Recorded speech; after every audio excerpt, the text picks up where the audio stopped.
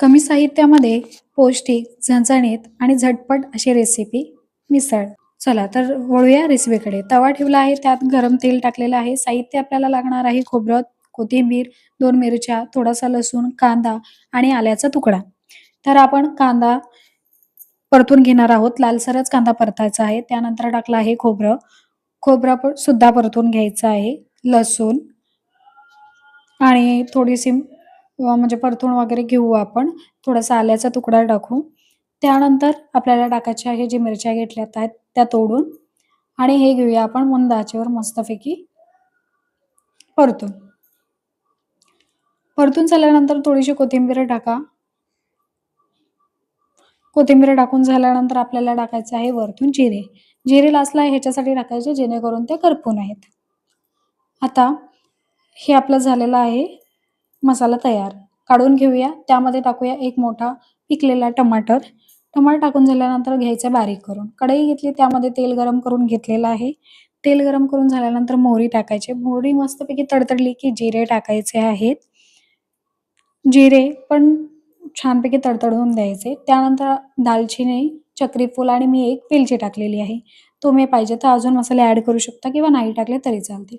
आता बारीक केलेला वाटण मस्तपैकी तेलामध्ये परतून घेऊ. वाटण तेलामध्ये जर छान परतलं तर चवसुद्धा चांगली येते आणि कटसुद्धा खूप छान येतो. त्यानंतर आपण टाकतोय रेड चिली पावडर, थोडीशी हळद, घरगुती मसाला आहे चटणी ती टाकते मी 1 चम्मच. थोडासा चिकन मसाला टाकला खूप छान चव येते आणि थोडासा गरम मसाला. त्यानंतर आपण मसाले छानपैकी तेलामध्ये फ्राय करून घेऊ. आता छानपैकी परतून झालेलं आहे. गरम पाणी केलेलं आहे ते मी याच्यात टाकून घेते.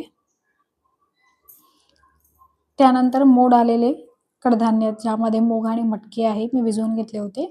हे घेऊया आपण टाकून.